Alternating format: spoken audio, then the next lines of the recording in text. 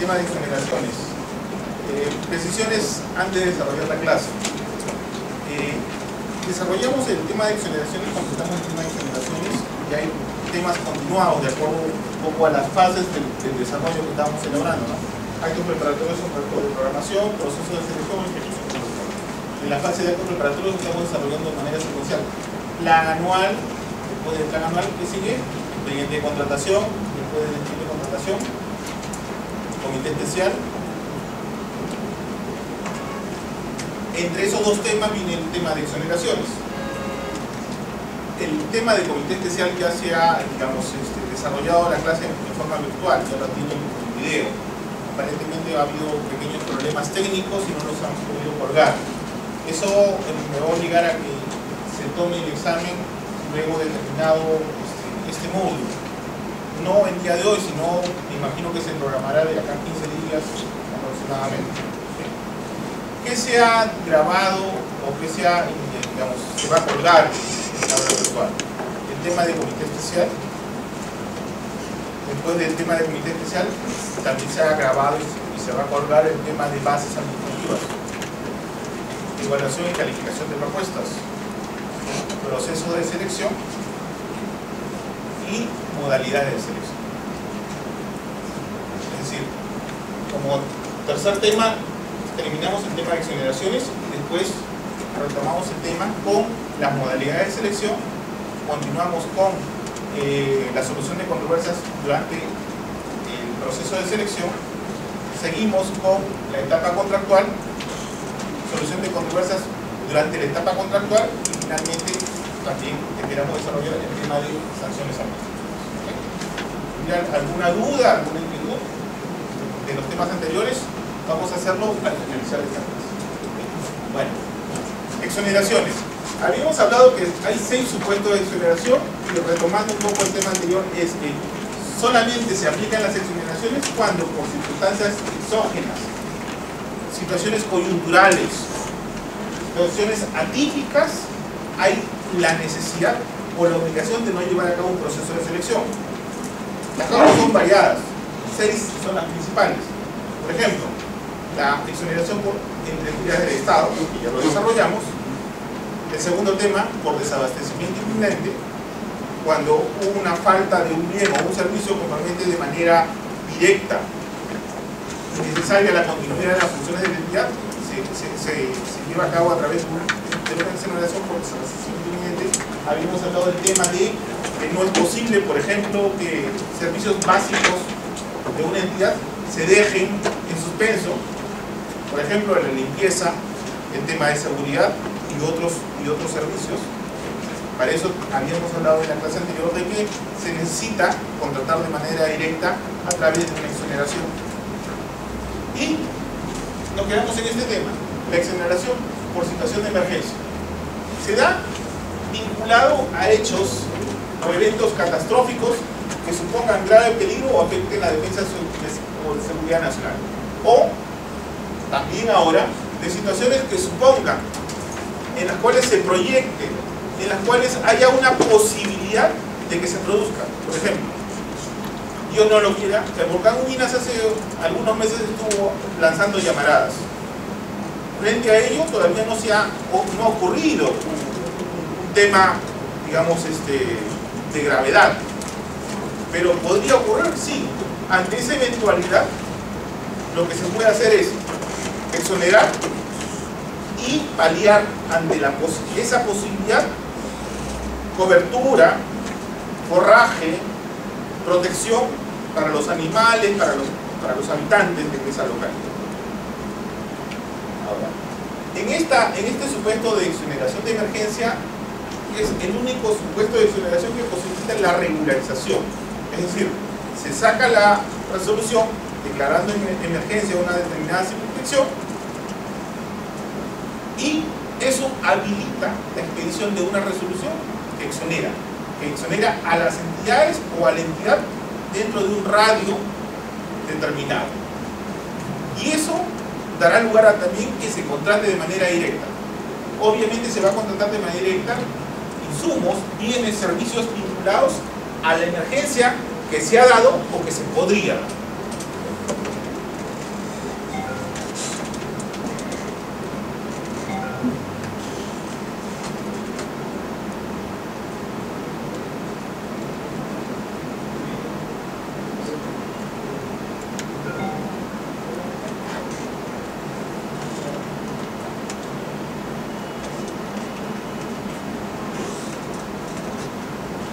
Lo que les decía, vinculada a hechos de la naturaleza, como por ejemplo sequías, incendios, inundaciones, sismos, no solamente cuando se dan, sino ante la posibilidad que se diera.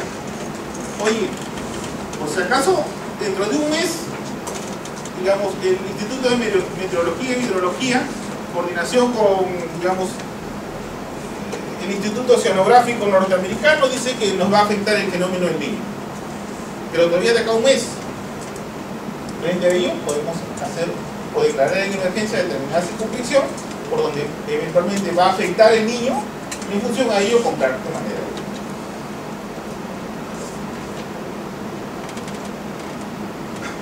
Importante es precisar, solamente se van a contratar esos bienes, esos servicios para coberturar esa emergencia. No bajo este supuesto se van a contratar de repente la compra de computadoras, la compra de útiles, la compra de necesidades habituales de un entidad. Tienen que estar vinculadas directamente para paliar la necesidad o la posible necesidad que pudiera ocurrir. Importante respecto a este supuesto de exoneración. Si los funcionarios apelan a esta situación a esta figura de exoneración y no tienen sustento ni razón, acá de manera expresa la norma señala que hay responsabilidad de los funcionarios que hubieran autorizado esta exoneración. Mecanismo de control. Luego de que se declare en emergencia, se emite la resolución exonerando por situación de emergencia, se contrata y luego, determinada la necesidad de finalizado el hecho, por ejemplo, la sequía, el aluvión, el huaico o similar, ahí se empieza a regularizar la situación. Ahí se hacen las bases, se vuelve el proceso en el SEACE y todos los actos posteriores. Alguien podría preguntarme en este tema, oye, Jaime, pero ¿cuál es la necesidad de incorporarlo en el plan cuando ya se ha contratado? Sin embargo, la justificación viene dada por el hecho de tener un control posterior respecto a los gastos que se han realizado. Un poco cuadrar cuentas.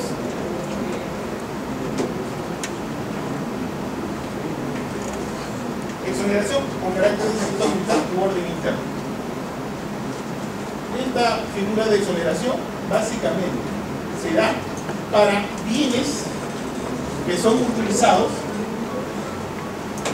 por los institutos armados, es decir, por las Fuerzas Armadas y la Policía Nacional, pero vinculados fundamentalmente a características que puedan denotar estrategia militar, potencia de fuego, emplazamiento de seguridad y similares.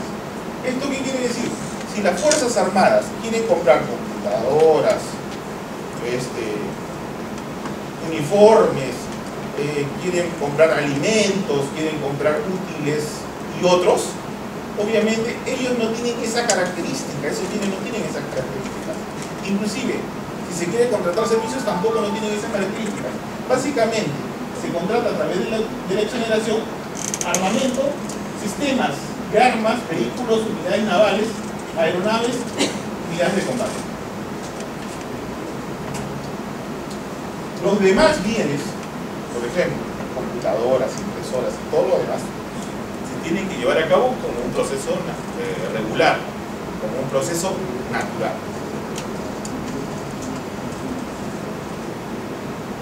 Eso es lo que señala en la disciplina diapositiva. Bienes o servicios que no tienen sustitutos. Y adicionalmente a ellos, que haya un proveedor único. Bienes y servicios que no tienen sustitutos, que haya un proveedor único. Siguiente supuesto de exoneración. Cuando esa contratación de bienes o servicios revista una determinada particularidad única, necesaria, donde un solo proveedor pueda satisfacer esa necesidad y sea un proveedor único, allí se puede aplicar el supuesto de exoneración. El caso clásico es el que le comenté en la clase pasada. El OCE contrató un un SIGA, la elaboración de un SIGA, ¿no? Para integrar sus sistemas integrados de gestión. El departamento de personal, el departamento financiero, contabilidad, todos los sistemas logísticos que pueda tener un ente. Y frente a eso, convocó y contrató a Oracle. Después nos dimos la sorpresa de que había sido un precio bastante bajo, pero que tenía su truquito. ¿Por qué? Porque después de contratar a Oracle, en el siguiente año pensamos hacer un proceso de selección. Sin embargo, cuantificando los costos, advertimos de que sacar la información de ese sistema integrado de gestión financiera, pasarlo a otro, nos significaba tener que contratar por lo menos 50 personas para que sacaran la información de toda la información que durante años se va ingresando a ese sistema integrado de gestión, y que adicionalmente el otro sistema que se contrataría también tenía un costo adicional. Cuando le consultamos a Oracle Internacional para ver la posibilidad de que de repente tuviera partners o de repente hubiera empresas similares que pudieran hacer ese servicio, nos contestó que sí había, pero que había solamente una, Oracle Perú. Frente a ello se generó una necesidad de un monopolio, porque había un servicio en el cual podía brindarlo solamente una única persona, una única persona, un solo programa. Por eso hay que ver siempre si de repente al momento de contratar no estamos generando un monopolio de determinada prestación. Precisiones. No admiten sustitutos. Es decir, lo que tú necesitas es eso y no otro equivalente. Y para eso obviamente hay que justificarlo. No basta que de repente el área de usuario diga, ¿sabe qué? Yo necesito este equipamiento con estas características. Y el área de contratación le dirá, pero estas características o similares las puede también ofrecer otras empresas. De repente con mayor capacidad, de repente con mayor detalle, o con menor detalle, pero que también funcionan bien. Si el área usuaria me dice, no, yo quiero solamente esto, quiero forzar la figura del proveedor único que no emite sustitutos, tendría que justificar de manera técnica la conveniencia y la conveniencia de comprar solamente esto. Y que ese proveedor ofrezca características de los bienes o servicios distintas a las demás. Y que solamente él las pueda proporcionar.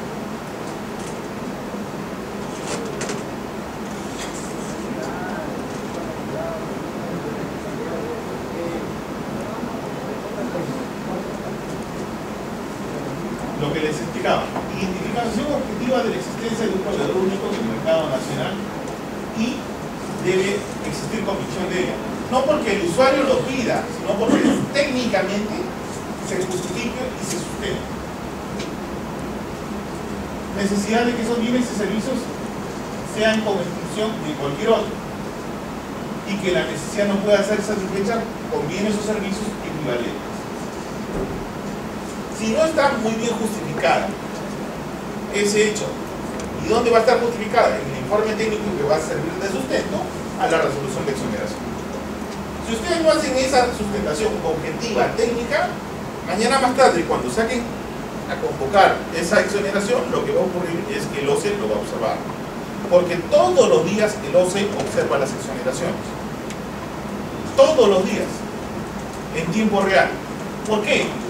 Porque obviamente por la práctica se ha advertido de que esta figura es la que algunos malos funcionarios recurren para bypassarse la norma, para contratar a algún favorecido. Siempre por eso, en tiempo real, hoy día se publica a través del SEACE, y lo primero que hace una dirección, la dirección de supervisión, es fiscalizar las exoneraciones. Si cumple con el contenido, si justifican el contenido y si se ha cumplido con el proceso. Diferencia con el proveedor único. En los servicios personalísimos. Servicios personalísimos. ¿Qué son los servicios personalísimos? Se da cuando exista la necesidad fundamental de proveerse de servicios especializados, profesionales, artísticos, científicos o tecnológicos. Pero no basta la provisión de servicios especializados, profesionales, artísticos o tecnológicos, sino que estos servicios tienen que ser,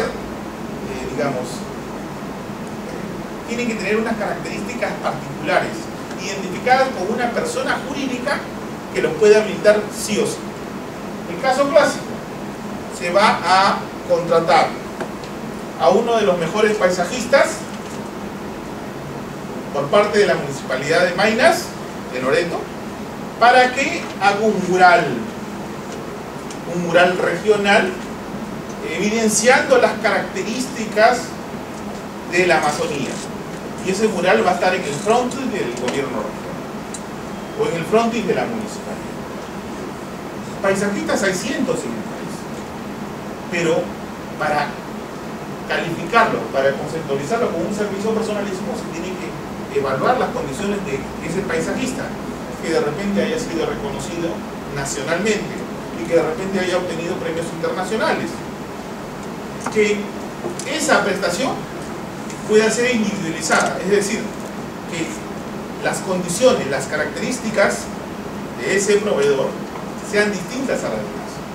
En el caso de Lima, haciendo un ejemplo mucho más puntual, si de repente se va a querer hacer por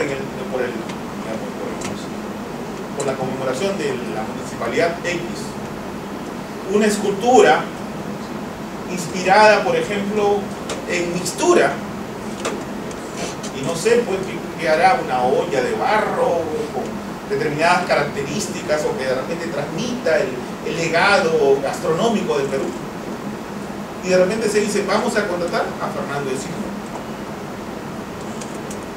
Entonces, obviamente Fernando de Silva ha tenido reconocimientos, premios, y nadie puede dudar de que contratar a Fernando de Silva no es contratar a cualquier artista, sino un artista de repente especializado en merecimiento, que ha tenido galardones y que es un excelente escultor. No equivocarse. Por ejemplo, si yo voy a contratar a un abogado, él puede ser muy profesional, muy calificado, muy capacitado, muy especializado inclusive. Oye, pero es un abogado, por ejemplo, un abogado especialista en minas. Especialista en minas. ¿Cuántos abogados con reconocimientos y con estudios de especialización hay en el Perú vinculados a la especialidad de minas? Hay cientos, si no miles. ¿Cuál es la característica que lo diferencia de otro profesional? Ninguna.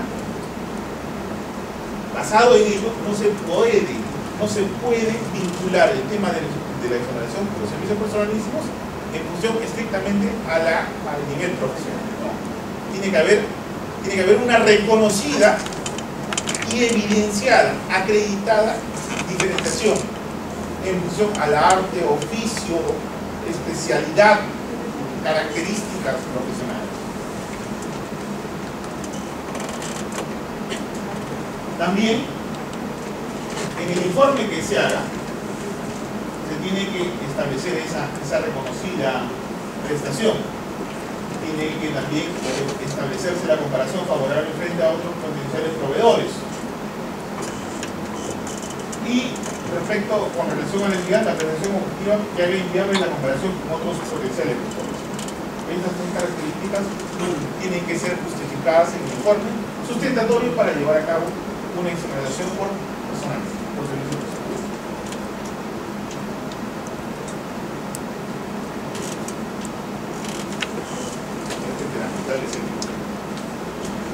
También, a través de los servicios personalísimos, se puede contratar los servicios de publicidad que realiza el Estado. Servicios de publicidad, no publireportajes, servicios de publicidad. El Banco de la Nación obviamente apela a esta figura de discriminación cuando de repente quiere contratar los servicios de América Televisión, de Canal 7, de Canal 9, etc. Y ahí los criterios que seguramente manejan es la cantidad de teleaudiencia, el número de televidentes que captan determinadas televisoras. De repente también el Banco de la Nación contrata canales fuera de Lima, en función también al índice, a la cobertura, al impacto que tiene frente a los potenciales beneficiarios, o en todo caso a los usuarios. Importante en el tema de servicios personalísimos que no se puede subcontratar. Si obviamente partimos de la idea de que esa persona natural, porque ahora se ha restringido este servicio personalísimo, la persona natural no va a justificar, por si acaso, a la persona natural, obviamente él no puede delegar en un tercero la prestación del servicio, tiene que hacerla él sí o sí. Y tampoco no se puede ceder la posición contractual, es decir, ¿qué es ceder la posición contractual? Te contratan a ti, persona natural, y tú dices, ¿saben qué? Estoy impedido, tengo mucho trabajo, acá delego a mi asistente, y mi asistente va a llevar a cabo esa, o va a edificar esa pintura, o va a realizar esa pintura. No puede hacer.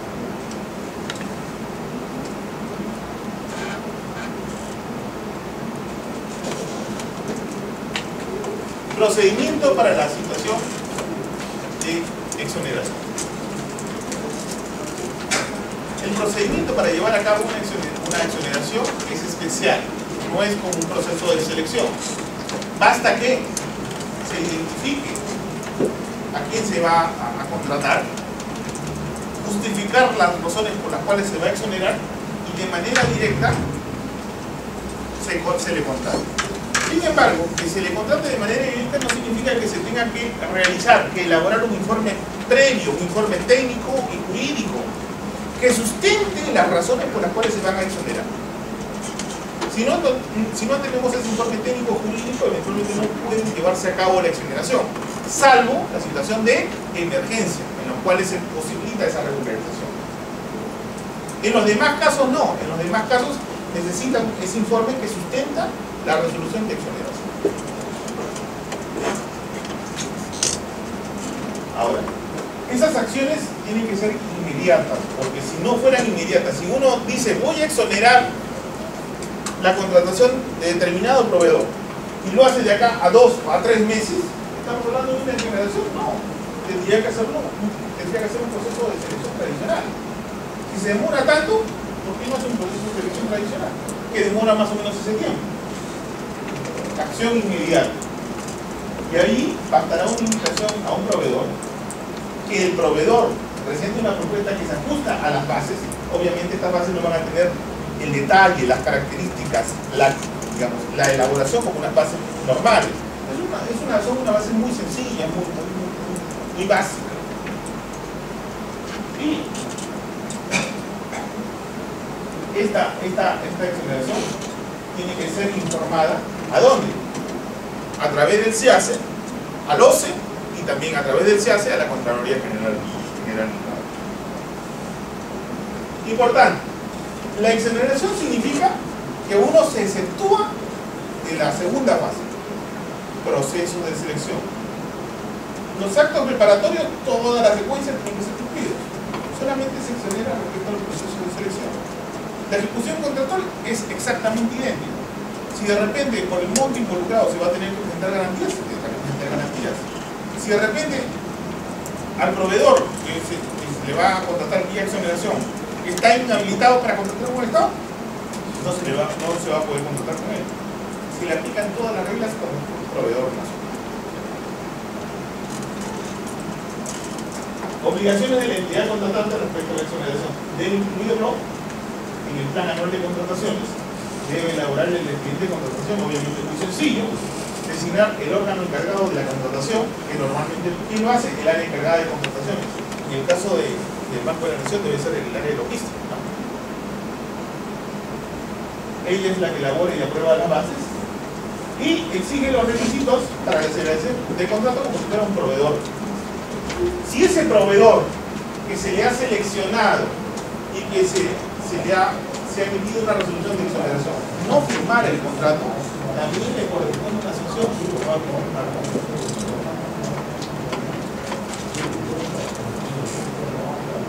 requisitos para la firma del contrato: inscripción vigente, no están inhabilitados para contratar con el Estado, o requisitos básicos que se exigen a cualquier proveedor que va a contratar con el Estado. como les decía, tiene que cumplir todos los procedimientos y todas las formalidades y cumplir con la presentación de toda la documentación que se le exige a cualquier proveedor. Supervisión a cargo del OSI y a cargo de la Contraloría General de la República.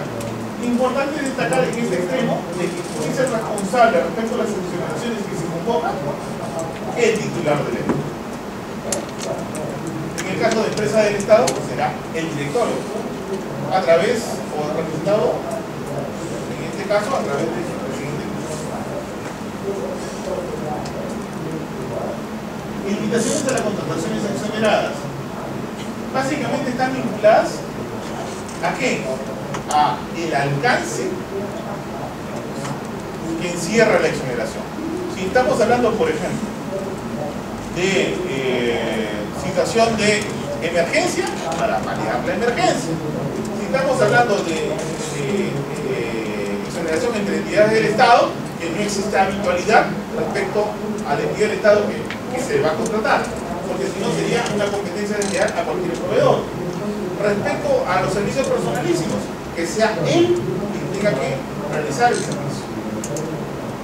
En el caso de, por ejemplo, proveedor único que no emite sustitutos, tiene que acreditarse que verdaderamente lo que se necesita contratar es ese objeto contractual y que haya una justificación de que otro proveedor no puede satisfacer esa necesidad. En el caso de ser necesario adicionales, se requiere para la ejecución de una nueva exoneración. También será responsabilidad del titular de la entidad autorizada.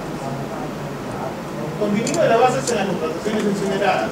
Detalle de las características, las garantías. Si fuera por un monto mayor a una menor cantidad, se exigen las garantías.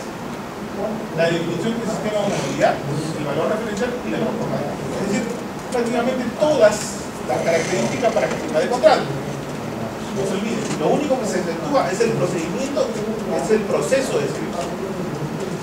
Acá de manera gráfica, lo que he explicado acerca del procedimiento para la exoneración se les presenta. El informe técnico legal es el informe sustentatorio en el cual se va, valga la redundancia, sustentar la resolución de exoneración por el titular de la entidad o la máxima autoridad administrativa de la entidad, el directorio, en el caso de gobiernos regionales o locales, el acuerdo del consejo de la municipalidad o del presidente regional. Y esta facultad es indelegable. La publicación se hace y la Contraloría, ¿en qué plazo? Me he olvidado, en el plazo de 10 días.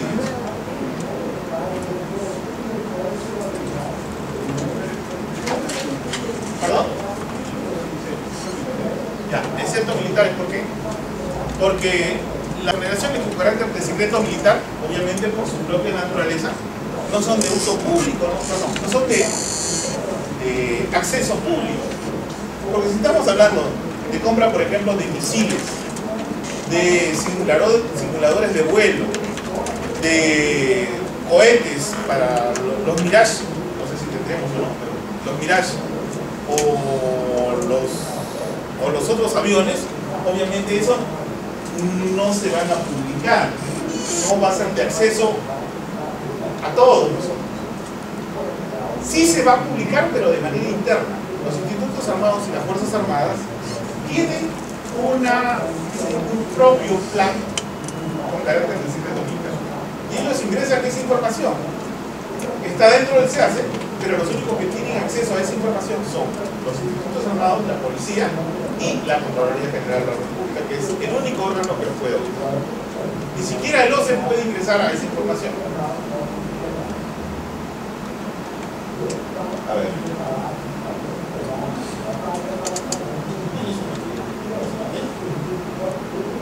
Pregunta: ¿es factible celebrar o realizar un contrato definitivo como consecuencia de la exoneración por proceso de selección bajo la causal de desabastecimiento inminente? A ver, señor. A ver si me ayuda con la...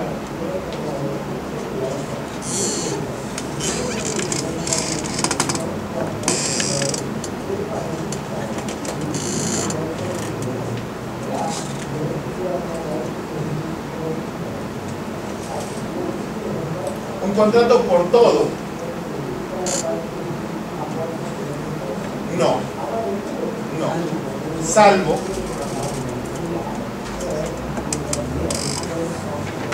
claro, salvo que de repente, por ejemplo, se dice, ¿sabe qué?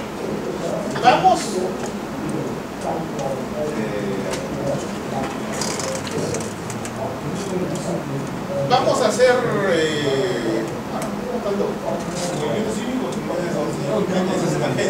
por ejemplo, vamos a hacer vamos a recibir la delegación de la PEC el próximo año. Y por situaciones X no se planificó, etcétera, se pasaron los procesos de selección, un portafolio, un sector o un ministerio dijo era tu atribución, el otro dijo no tenía presupuesto, el otro se peloteaban entre ellos y estamos a puertas ya digamos, del evento. Y hay que hacerlo, desabastecimiento. Pero de repente hay que contratar servicios X, por ejemplo, taxis, transporte o aviones, charter de repente. Porque no se van a realizar no solamente en Lima, sino también las delegaciones van a tener que ir a Trujillo, a Chiclayo, etc. Desabastecimiento inminente. Pero si de repente, a través de ese desabastecimiento inminente, se cobertura la necesidad y se termina la necesidad con esa sola prestación, ahí habrá la posibilidad de coberturar toda la necesidad. Pero si no es así, solamente hay que coberturar la necesidad en tanto se lleva a cabo un proceso de selección o en tanto lo señalamos, ¿ah?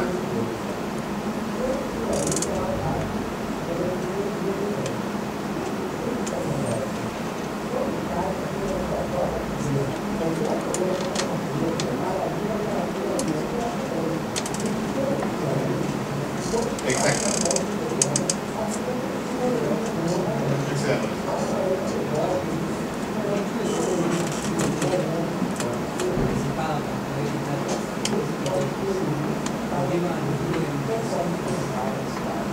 Responsabilidad.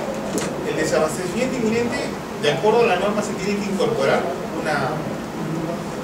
no una cláusula, sino un párrafo en el cual obligatoriamente se establece en esa resolución de generación que la oficina encargada de contrataciones tendrá que evaluar las condiciones que han dado lugar a esa exoneración por desabastecimiento inminente y como consecuencia de ello imponer las sanciones a que hubiera lugar a los funcionarios responsables. Siempre eso se tiene que incorporar en la resolución. Ahora, puede ser que de repente, estableciendo esa condición, más tarde se diga por el área de contrataciones, oye, ¿sabe qué? Nosotros no somos responsables.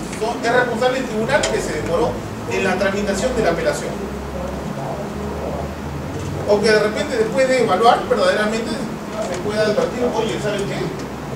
Eso no fue responsabilidad de la entidad. Porque ¿qué ocurrió? ¿O qué surgió? Que de repente otra entidad que tenía a cargo la responsabilidad, a última hora se la pasó a otro portafolio, a otro sector, a otra OPD.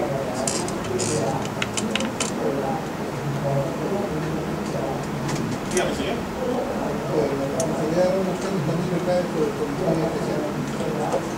No, porque la exoneración, todas las exoneraciones.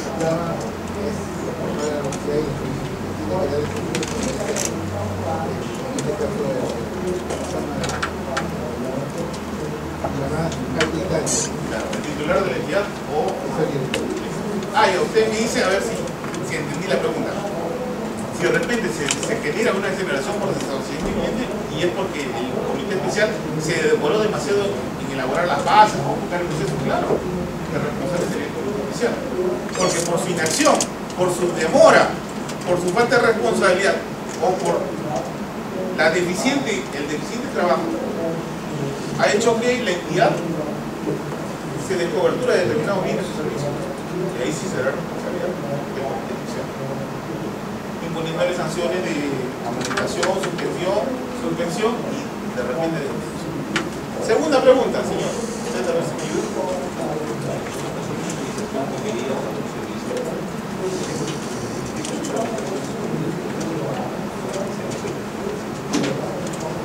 ¿Usted qué dice? ¿Sí, no? Conste, ya lo hablemos en clase.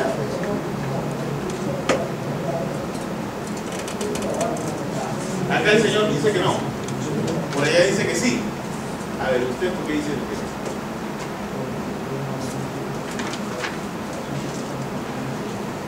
Exactamente. La sola especialización, la sola profesionalización de una persona no es causal per se al contratarlo a través de servicios personalizados. No, tiene que haber no solamente la profesionalización, la especialización, sino que esa profesionalización o esa especialización sea distinta y diferenciada respecto a otros potenciales proveedores que tienen esas mismas características. Fernando de Siglo, con los reconocimientos que tiene como escultor o como pintor. Otros escritores, de repente Mario Vargas Llosa, que se le contrate para hacer una obra literaria para, por ejemplo, el Ministerio de la Cultura, también. Obviamente no se va a poder comparar Vargas Llosa con otros escritores. Claro, cada uno tendrá sus gustos, ¿no? Dirá, no, pero hay mejores escritores, solo que él tiene más parafernalia, se le ha endiosado, etc. No, pero la distinción va en función a los merecimientos, al reconocimiento, a los galardones. Fíjate. Las contrataciones que son consecuencia de la emisión de una ley que le asigna nuevas funciones a la entidad pueden justificar una exoneración por desconocimiento diferente.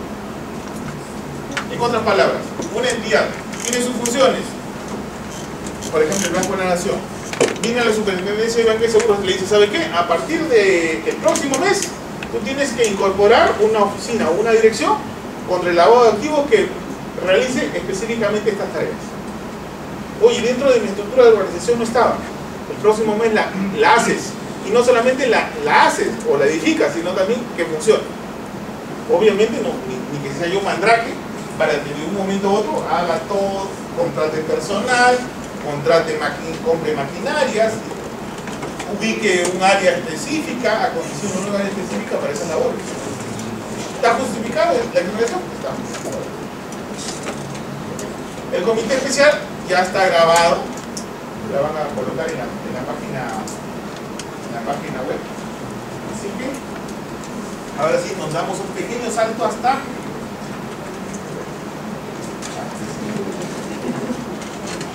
un garrocha. Y acá vamos a la modalidad de selección.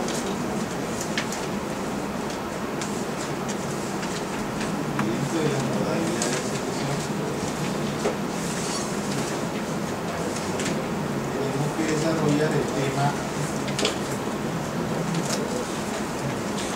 de subasta inversa y convenio marco. Todos los temas intermedios han sido desarrollados, han sido, digamos, colgados, bueno, si no han sido colgados van a ser colgados en el aula virtual. A ver, ubiquémonos, por favor, ¿qué página? ¿Página? Página 100 del primer cuadernillo. Del primer cuadernillo. 7. ¿Cuántas hojas antes del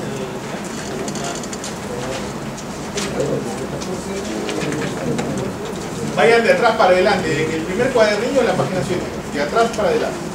Es decir, la última, antes de la antepenúltima página. Parece trabalengo,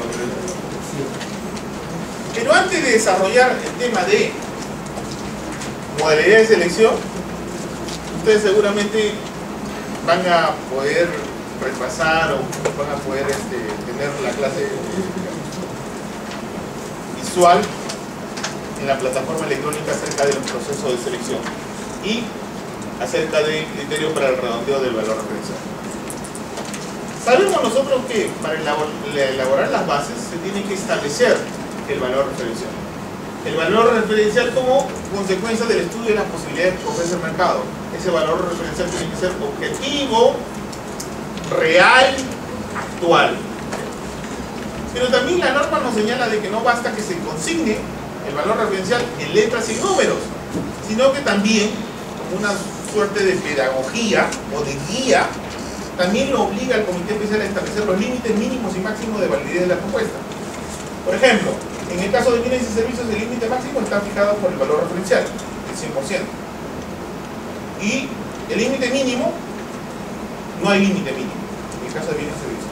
En el caso de obras, el límite va del 110, o sea, un 10% más del valor referencial, y por el límite mínimo al 90%. Si se presenta una propuesta por encima o por debajo de este rango, lo que corresponde al Comité Especial es que calificar la propuesta que presenta el costo.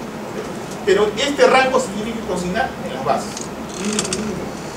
Entonces me podrían preguntar, oye Jaime, cuando se dice el 90% o el 110%, ¿cómo se saca? ¿Cómo se calcula? ¿Se aplica el redondeo matemático o no se aplica el redondeo matemático? Tengo que precisarle que el redondeo matemático que nos explicaron en conjunto número 1 en primaria, conjunto número 2, número 3, sucesivamente. Y el redondeo también que en la secundaria nos lo explicaron, que nos decía, si un número, tú tienes un número entero y tienes decimales, y hay más de 3 decimales, hay que redondearlo matemáticamente. Y eso significa que si hay más de 3 decimales, tenemos que ver el tercer decimal. Si el tercer decimal es un número del 1 hasta el 4, no se redondea. Pero si es 5 o más de 5 hasta el 9, se redondea el segundo decimal. ¿No? Ese es el redondeo matemático. ¿Se entendió la explicación? Ya, ok. Sin embargo, ese criterio de redondeo matemático para el tema de contratación no sirve. No va. Así como dice el cronista deportivo. No va a salir. ¿Ya? ¿Por qué? Porque el criterio que tenemos que manejar es el siguiente. Ahí seguramente ustedes lo tienen en la diapositiva, pero quiero que me entiendan, para que justamente puedan realizar o puedan practicar con los ejemplos que les he señalado en sus materiales de trabajo. Para fines de nuestro ejercicio, vamos a ubicar el tema de obras, porque es un caso mucho más objetivo, porque establece límites o rangos de hasta el 110, hasta el 10% por encima del valor referencial, es decir, hasta el 110%, y no puede ser menor al 90%. El valor referencial para esta obra es 2.185.000.36. 2 decimales. Para obtener el límite mínimo, hay que multiplicar esto por 0.9. O la otra alternativa, la más trabajosa, es hacer una regla de 3 simple y obtener el 90%. Para aquellos que no les gusta la máquina, la matemática, la operación es muy sencilla. Se multiplica el valor referencial por 0.9 y el resultado es el 90%. Cuando tú quieras obtener el 110%, se multiplica el valor referencial por 1.1. Así de sencillo. Y te da el 110%.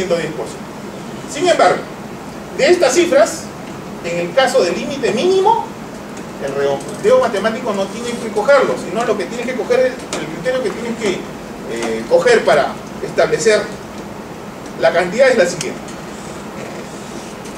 Aproximadamente, no creo que sea exacta porque no he tenido calculadora, hoy día no le he traído. Debe ser 1.800.000 y de repente es posible que sean todos estos dígitos decimales. ¿Ok? El redondeo del límite mínimo, de acuerdo a la regla que establece la norma de contrataciones, es el siguiente. Tú coges cifra entera y decimal. Acá hay decimales, ¿cuántos decimales? 1, 2, 3, 4, 5. 5 decimales. La regla dice, ¿sabe qué? Corto el segundo decimal y veo el tercero. Si el tercero es un número del 1 al 9, redondeo el segundo decimal. No me interesa si el tercer decimal es 1, 2, 3, 4. Porque en el redondeo matemático no se redondeaba. Acá no, basta que el tercer, cuarto o quinto decimal sea un número y se redondea el segundo decimal. Así, por ejemplo, en el primer caso, ¿cuánto sería?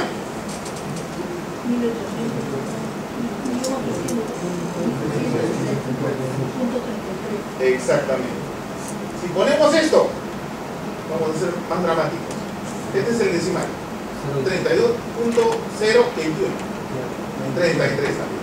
Si fuera mucho más dramático, con estos decimales, 0, 0, 0, 0, 0, 0, 0, 0, y acá sale por acá 1.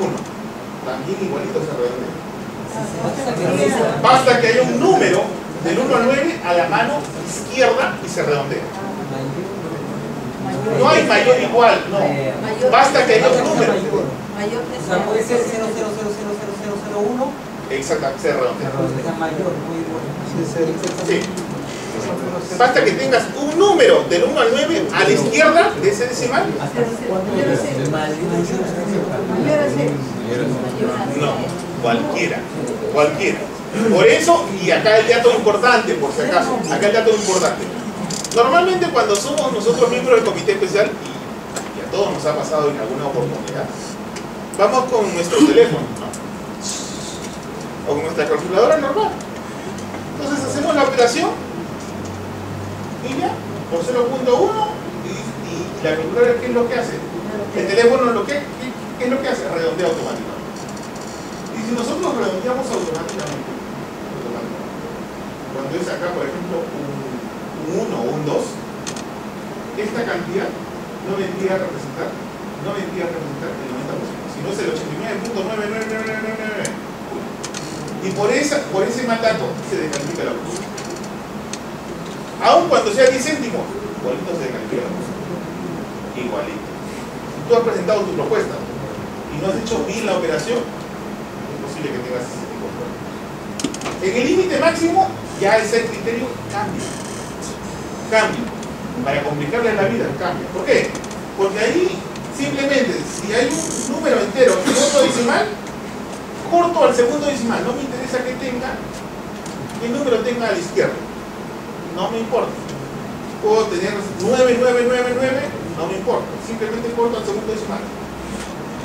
No me interesa. Solamente lo corto al segundo decimal y nada más. No redondeo, no hago nada. Simplemente lo corto al segundo decimal. Por si acaso, una regla que se aplica diferente cuando calculamos el límite mínimo o cuando calculamos el límite máximo. En el límite máximo cortas al segundo decimal, no te interesan el tercero, cuarto, quinto. Pero acá sí, si hay una cifra del 1 al 9 a la izquierda, se redondea el segundo decimal. Y eso para efectos prácticos tiene sus consecuencias, algo solo que nos demoraríamos demasiado. Pero si uno hace mal el cálculo, la propuesta económica que se presente de repente por determinado postor va a salir 89.999998. Así sale. Y no es el 90%, y hay que explicarlo. Bueno, explicadas ese criterio, ya están en capacidad de hacer los ejercicios que están en sus cuadernos, que son mucho más sencillos que esto. Compras corporativas. Modalidad de selección. Habíamos hablado de los 4 tipos de procesos de selección: licitación pública, concurso público, adjudicación directa, que puede ser pública o selectiva, y la menor cuantía. Aparte de estos 4 tipos de procesos de selección, hay 2 modalidades: subasta inversa y convenio marco.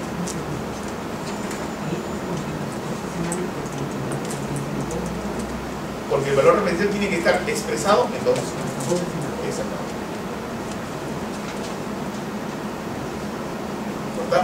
Empezamos acá, por favor. Cambien el chip. Modalidad de selección. Habíamos hablado que hay 4 tipos de procesos de selección: licitación pública, concurso público, adjudicación directa, que puede ser público, selectiva y la menor. Y hay 2 modalidades de selección: subasta inversa y convenio marco. ¿Okay? Subasta inversa y convenio marco. Alguien me podría preguntar, pero yo también me han comentado, me han dicho que hay otra, convenio marco. ¿Qué es el convenio marco? Si no es un tipo de proceso de selección, ni siquiera es una modalidad de selección, ¿qué es un convenio marco? ¿Es un AMBI? ¿Es un moderno? ¿Es un BI? ¿Qué es? Por favor, no le señalen a su compañero. ¿Qué es? La compra corporativa es una compra tipo, es un, entre comillas, tipo proceso de selección agregado. ¿Qué de diferente tiene la compra corporativa? La compra corporativa es un tipo de proceso de selección agregado. ¿Cómo debemos entenderlo? Como un proceso de selección clásico, donde 2 o más entidades agrupan necesidades, sus requerimientos, para aprovechar los criterios de economía de compra en escala. ¿Esto qué quiere decir? Si yo compro y uno sumo de requerimientos, no comprando, por ejemplo, 20 computadoras, sino comprando 100, o comprando no 100 computadoras, sino 500 o 2000 computadoras, porque ya lo han hecho personal, por ejemplo, o en todo caso, hace más o menos unos 8 años se unieron todo el poder ejecutivo y comprar como 20.000 computadoras. Se posibilita la compra, una compra corporativa. ¿Por qué? Aprovechando los criterios de economía de escala. Obviamente, los criterios de economía de escala apuntan a lo siguiente: a mayor consolidación de la demanda de una entidad, hay más atracción hacia los potenciales postores a presentarse en un proceso de selección. Ya no se van a presentar distribuidores medianos ni pequeños, sino grandes distribuidores e inclusive fabricantes.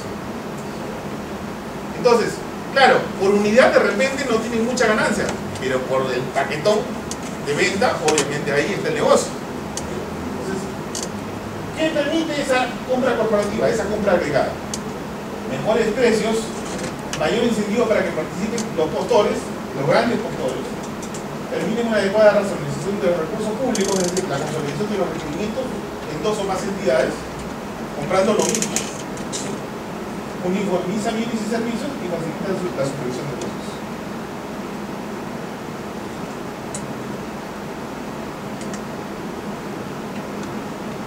Se contagió, cuando me vieron ya.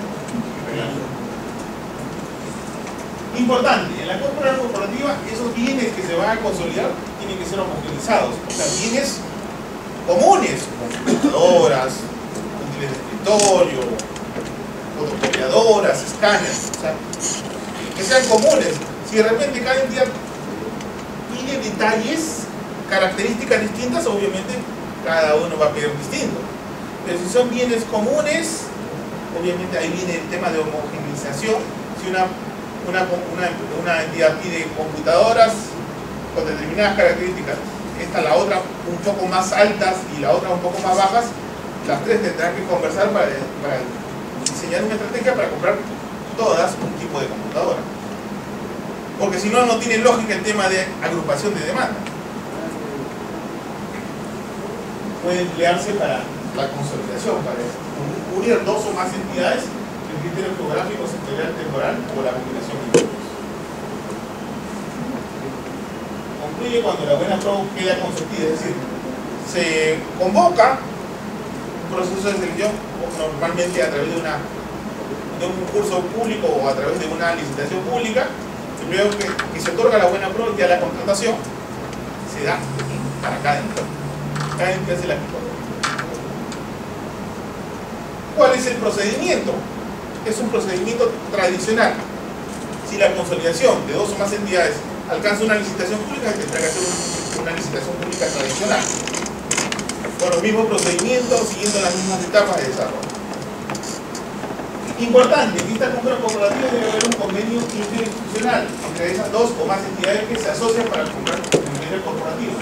Y tienen que definirse características como quién participa, quién compra y quién selecciona. ¿Quién selecciona? Si son 2 o más, se entiende de que la que tiene más expertise, mayor conocimiento, la que tiene funcionarios más capacitados, debería liderar esa compra corporativa. Pero es posible que de repente digan, no, se van a unir 3 municipalidades. Un representante que va a ir a integrar el comité especial va a ser de cada uno de cada entidad. Una vez que definen eso, la entidad encargada o el comité especial encargado realizan los actos preparatorios, realizan el proceso de selección y después ya cada entidad suscribe y ejecuta el contrato. Ellos adecúan, consolidan, seleccionan qué es lo que van a comprar. Luego se lo pasan al comité especial. Este comité especial selecciona, otorga la buena pro y luego ya cada entidad es la que contrata de manera. Varios contratos muy caros. Y si de repente hacemos un proceso de selección por ítem, obviamente en cada entidad también se contratará por cada ítem. Los ejemplos los tenemos acá.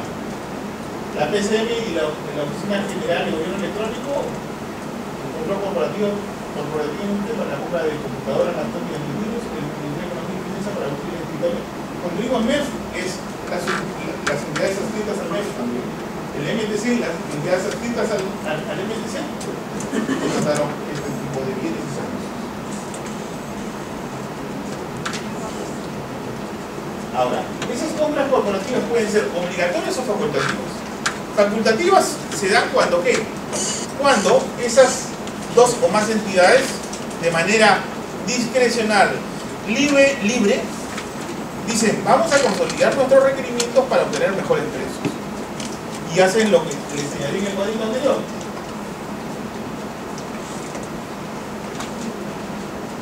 Esto. Todo esto.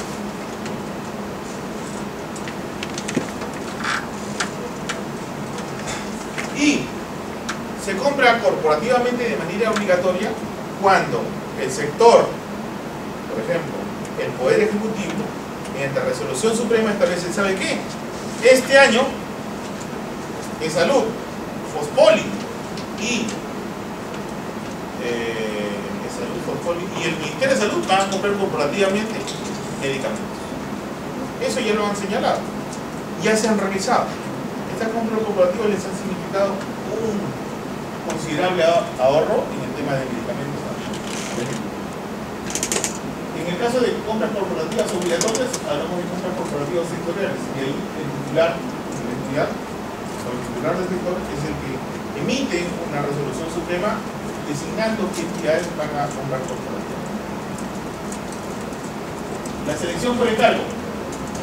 Entidad encarga a otras mediante convenio para que realice sus procesos de selección. Este convenio puede ser ante una entidad privada o un organismo internacional, el famoso PNUD. O también la norma señala de que se puede contratar a una empresa privada para que lleve a cabo los procesos de selección. Sin embargo, hasta ahora no tengo ningún ejemplo de esa contratación, porque significaría de que la entidad está aplicando, está renunciando a hacer su propio proceso de selección.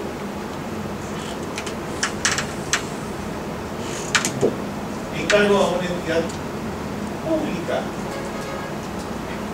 ¿Cuándo se encarga una entidad pública? Básicamente cuando esa otra entidad pública no tiene por sí la capacidad para llevar a cabo procesos de selección. Por ejemplo, hay municipalidades, no en Lima obviamente, pero fuera de capitales de departamentos que están integrados por 3 funcionarios o por 4 funcionarios. Lo integra el alcalde, lo integra el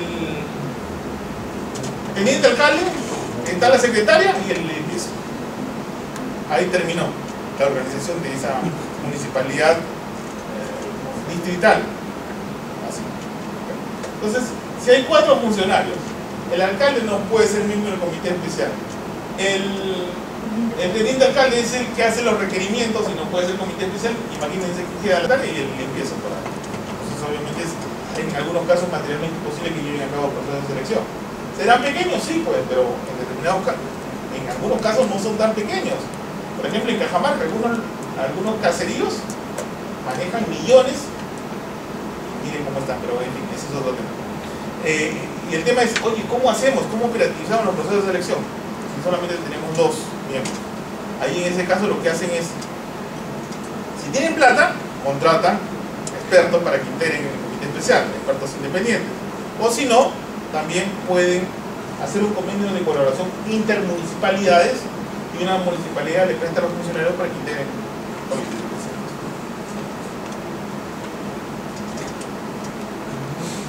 Encargo a una entidad privada, también la norma posibilita de que se puede encargar a una entidad privada para que lleve a cabo los procesos de selección.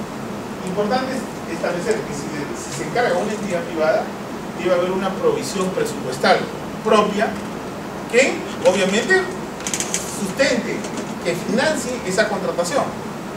No solamente del proceso de selección, también de la contratación de esa empresa privada que va a llevar a cabo los procesos de selección. Por ejemplo, la OIOE, la PNUD y esos otros organismos internacionales hacen su trabajo de gratis, ¿no? Le cobran al Estado entre el 4 y el 5% del monto de la contratación como gastos administrativos. Por eso no es barato.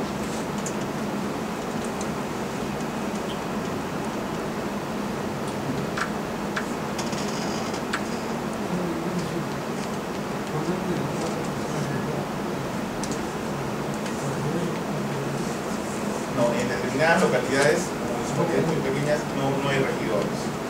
Es básicamente de acuerdo al nivel de habitantes, densidad poblacional, y la ley de localidades establece bien determinada. Las localidades muy pequeñas, los caseríos, solamente están integradas las localidades de 3 o 4 personas.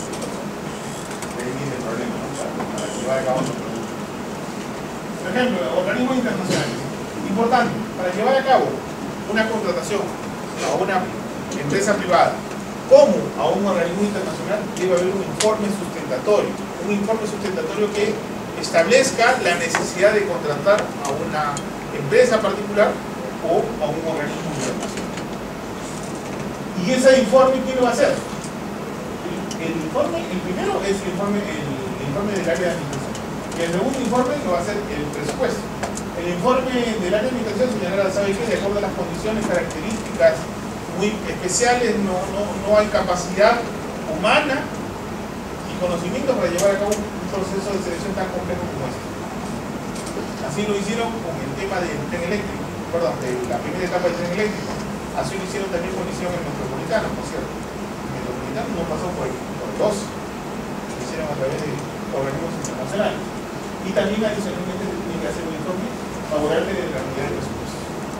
Porque ella va a decir, oye, ¿sabes qué? Aparte de este proceso, también necesitamos plata para lo que va a originar el gasto administrativo. Acá hay notariado el área de presupuesto. Bueno, me están haciendo ojitos. Los invito al lunch de buffet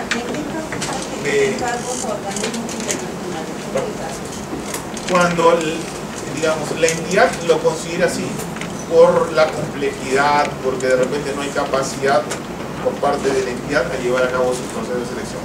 Y eso es completamente discrecional de la entidad. Pero esa discreción tiene un margen. El margen es que tiene que estar contenida con un informe de la administración, un informe de planeamiento de presupuesto respecto a los gastos administrativos que van a haber. Pero la elección es discrecional de la entidad.